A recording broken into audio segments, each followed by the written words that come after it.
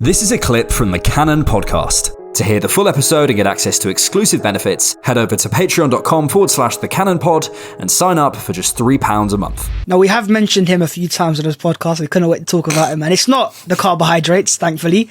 We're talking about Moses Caicedo and the carbohydrate and Declan Rice. Both linked to Arsenal, heavily linked. Both have their own different transfer sagas. Now, Rice, of course, wanted by Bayern Munich as well, and that could get very, very, very intriguing. But let's focus first on Moses Caicedo. Now, of course, we've seen Thomas Partey play as the inverted right back, and he's done alright. But as you guys keep saying, he's got a ceiling on that side, and maybe a Caicedo is better in terms of wide defending. Where would Moses Caicedo fit his team? Is it just as simple as throw him as an inverted right back, or is it a number 8? Is it a number 6? Where would Caicedo's best position at Arsenal be, George? Okay, I'm not going to sit on the fence because you have to acknowledge the versatility, but he is an 8.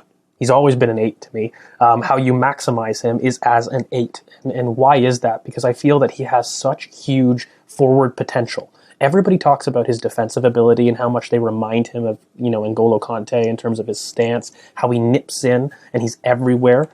His defensive gait and, how he gets tackles and interceptions, it is really quite similar to N'Golo Kante. I do see that defensive comparison. But the one thing that I don't see anybody talk about is his forward potential.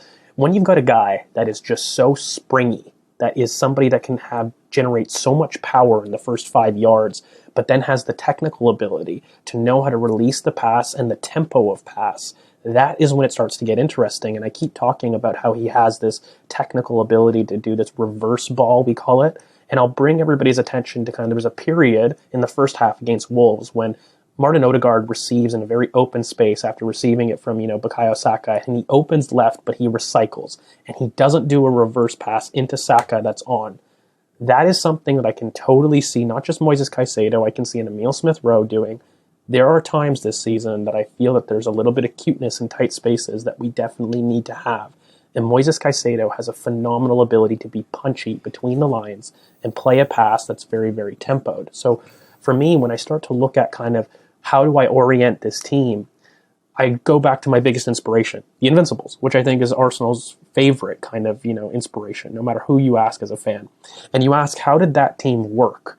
When I talk about attacking with 6 channels, by the way, I have this very clear idea of a box midfield, which is something that we've seen this season, by the way, but just shifted higher up the pitch. When I talk about attacking with 6 channels, I really see this idea of a Rice and Caicedo pivot with Gabriel and Saliba behind them in this box, controlling transitions and allowing us to attack with 6 players. When you recruit those 2 types of transition controlling 6/8s, what you're basically saying is I am giving the platform for the players ahead of you to be creative, to have the freedom not to worry about what's behind them. What did the Invincibles have? They had Vieira, Gilberto Silva.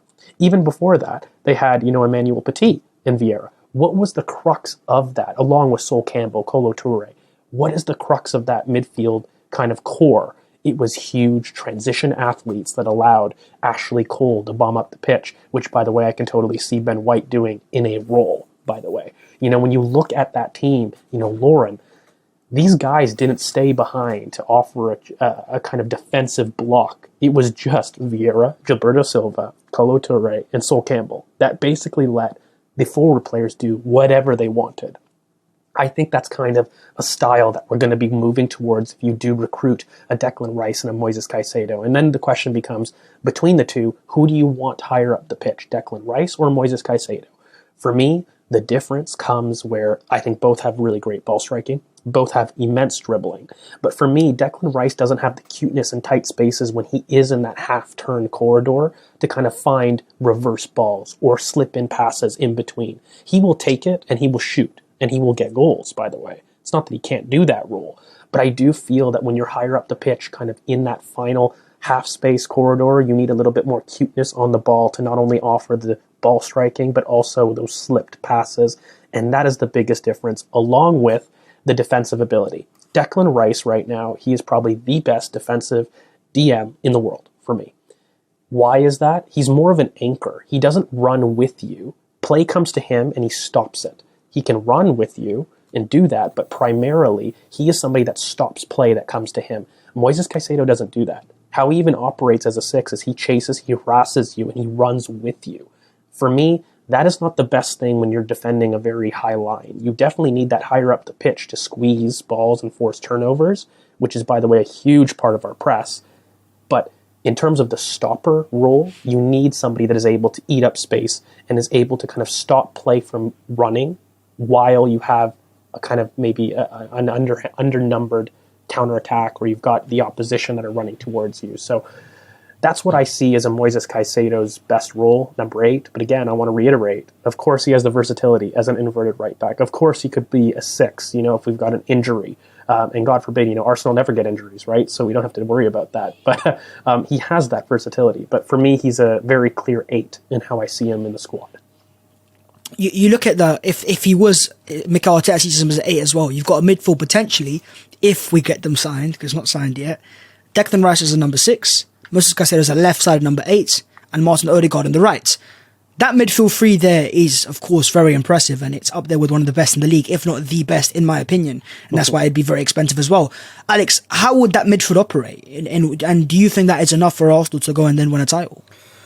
Well, again, that's a version, isn't it? And this is modern squad building. This is how we've got to change our thinking. We've got to get out of the idea of someone comes in and they are the backup or the starting right winger. We've got to look at, if you look at Man City, who are always the benchmark, they sign players who can play in a number of positions. Someone like Phil Foden, Bernardo Silva, no one worries about their positions. They play in various different ways. They come in, if you need a bit more, progression between the lines on the half turn, there's no one better than Phil Foden. If you want someone on the right-hand side to hold width, but then come in, whatever you want for that game state, that specific midfield that you put forward, I think could work in certain games. But, if there's a game where, let's say we're facing Real Madrid in the Champions League, right? I probably want Tomiyasu on Vinicius, but then that has a change of, because I think he's one of our best defenders 1v1, if he's fit. Then that changes how you approach things. Do you want more of an aggressive man for man press in that game? Yeah, I'd probably put Caicedo in the 8 in that situation. There's different ways of approaching everything. Rice on the underlap on the left hand side in certain games with his physicality and his running power, I think could be really good. But in other games, I want him further back to clean up second balls. Every single player has specific skills, specific superpowers, and it's up to the coach to go, right, this is the game. Here's the general pattern. We can adapt within this system. We can go, okay, right, let's go into a 2-4-4 or 2-2-6, whatever it ends up being. I really like what George was saying earlier about the transition control. It's a principle of how we played this season that is so crucial, and I think goes to another level with a Rice and Caicedo. And I'll say this as well. Xhaka and Partey are great, and they've been generally our starters, right? But there's levels to this. Like, they're great. But if we take, like, really simple, our forward, off the ball, our forward's job is to press intelligently. Our defender's job is to defend the space in behind and win the duels. Then probably, really simply, our midfielder's job is to get the ball back, win those duels as well, and progress. Probably, you'd say, obviously there's variations between all of that. Is there better people off the ball than Thomas Partey and Xhaka? Well, I'm looking at the top interceptors and possessions won numbers, and there's one man at the top, and it's Declan Rice. That doesn't mean Partey's bad at it, by the way. He's very good. He's very good at it. But there's a level to this. And we're also looking at the squad age profile of this. We have peak or pre-peak in every single position, apart from our midfield.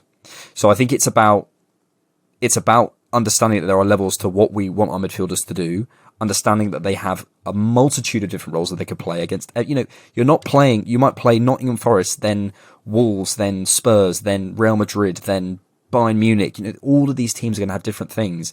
And I think this is why having a core group of 19 players, Caicedo, right back, DM, 8, Rice, 6, 8, having guys who can do different jobs for you, move around in game. That's the future of football. That's the future of squad building. Centre back as well. Good point, George. Do you know what I mean? So there's so much there, and then you don't get players who just sit on the bench in the tracksuit for 6 months. You have players who are constantly involved, constantly fresh, and you can move things around. So that's what I'm excited at with Rice and Caicedo, really. Mm-hmm. But keeping it on that midfield area, the links are persistent in other players as well. We've spoken previously about Mason Mount, but there seems to be new rumours about a Leicester midfielder who is going to be available, James Maddison. We're talking here around £40 million today. Fabrizio Romano confirming that Arsenal have interest in the player. So I'm looking at Maddison right now and going, Arsenal used to like him, but Emil Smith Rowe's going to stay. Here we go. Do Arsenal need to sign an attacking midfielder? If it's not Maddison, by the way, it could be Maddison, but do Arsenal need an attack midfield profile, maybe a number 8 to complement Odegaard and maybe be our Bruno De Bruyne type of profile? Go on, George. Thanks for checking out the Cannon Podcast. To get full episodes and access to exclusive benefits, head over to patreon.com/thecannonpod and sign up for just £3 a month.